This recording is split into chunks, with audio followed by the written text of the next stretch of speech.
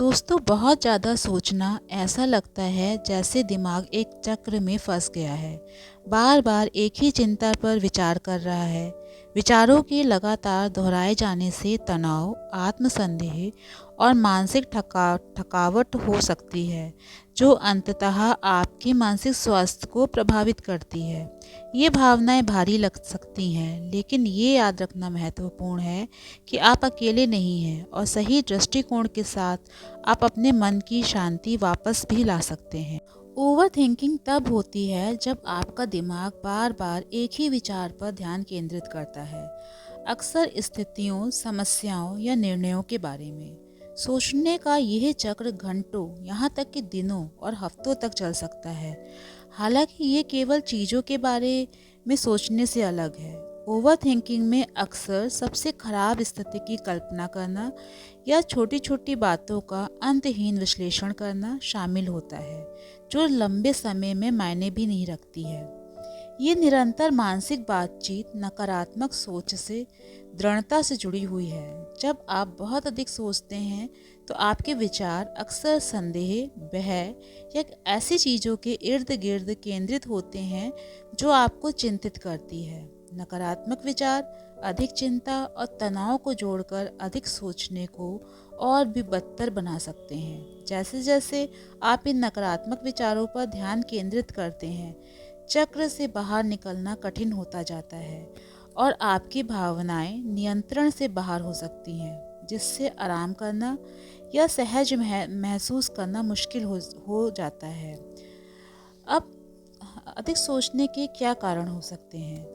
जब परिस्थितियां अप्रत्याशित होती हैं या आपके नियंत्रण से बाहर होती हैं, तो ये लगातार चिंता का कारण बन सकती हैं।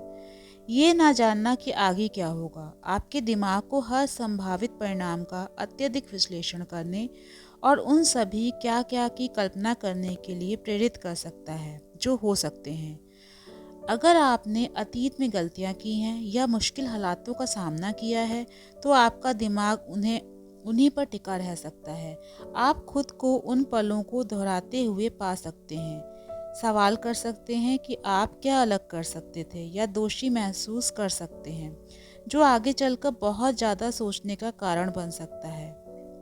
बाहरी दबाव जैसे समय सीमा या दूसरों की मांग, और आंतरिक दबाव जैसे अपने स्वयं के उच्च मानकों को पूरा करने की कोशिश करना, दोनों ही आपको अत्यधिक सोचने पर मजबूर कर सकते हैं। जीवन में होने वाले बड़े बदलाव जैसे कि नई नौकरी शुरू करना, तलाक, प्रियजनों को खोना, रिश्तों में तनाव, किसी नई जगह पर जाना या स्वास्थ्य समस्याओं से निपटना आपको परेशान कर सकता है।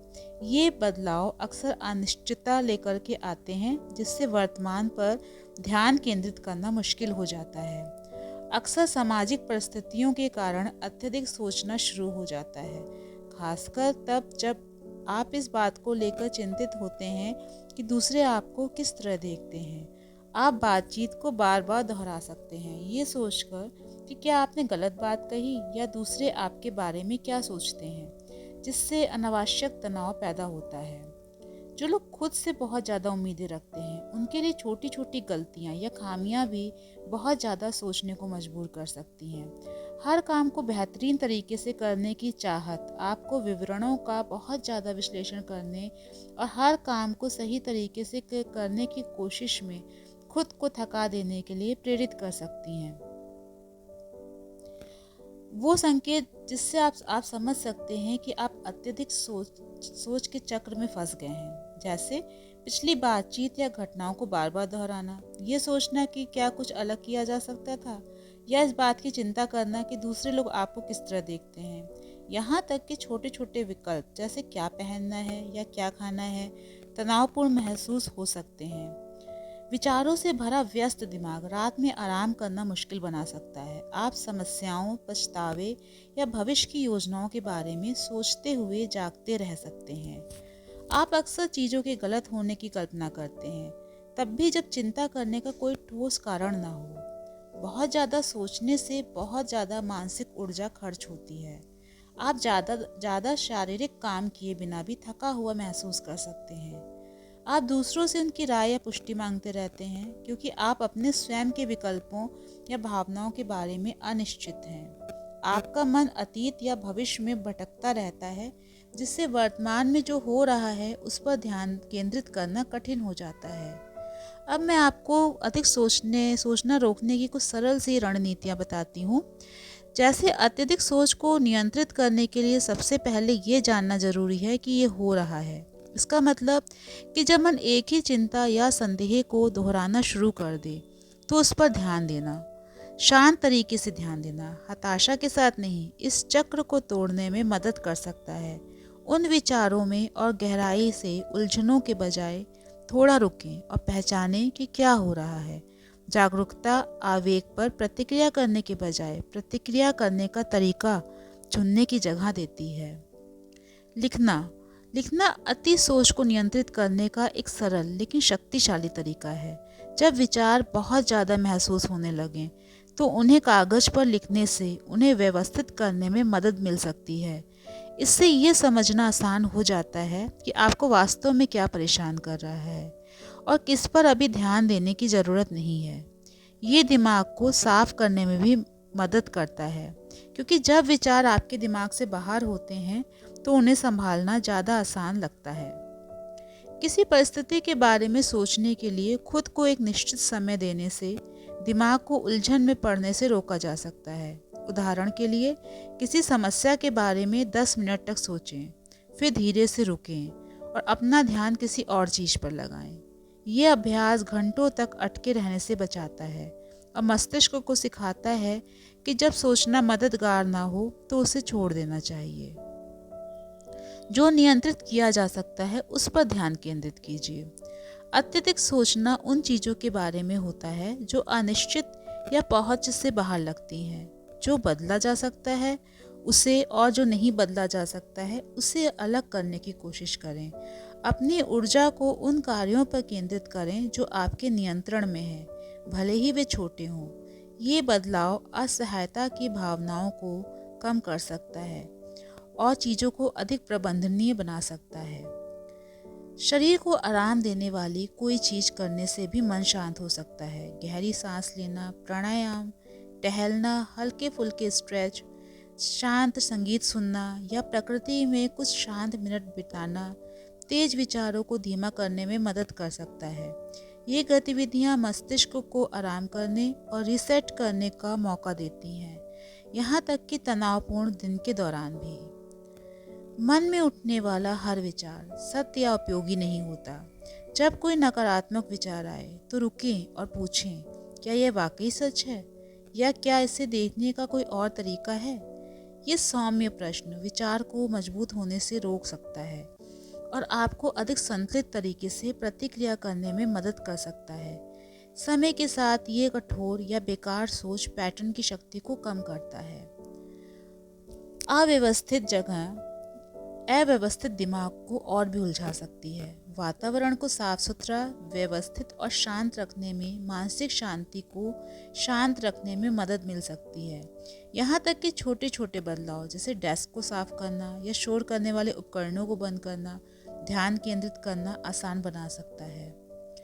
पूरे दिन चिंताओं को हावी देने के बजाय चिंता करने के लिए एक निश्चित समय, जैसे शाम को 15 मिनट निर्धारित करें। जब चिंताजनक विचार पहले आए तो खुद को याद दिलाएं कि आप बाद में उनके बारे में सोचेंगे। इससे मानसिक सीमाएं बनती हैं और लगातार तनाव कम होता है। ग्राउंडिंग तकनीक का अभ्यास करें। इस तकनीक के अंतर्गत चीज़ें जो आप देख सकते हैं, चीज़ें जिन्हें आप महसूस कर सकते हैं, बातें जो आप सुन सकते हैं, चीज़ें जिन्हें आप सूंघ सकते हैं, चीज़ जिसका आप स्वाद ले सकते हैं, ये ध्यान को चिंताजनक विचारों से हटाकर आपकी इंद्रियों पर वापस लाता है।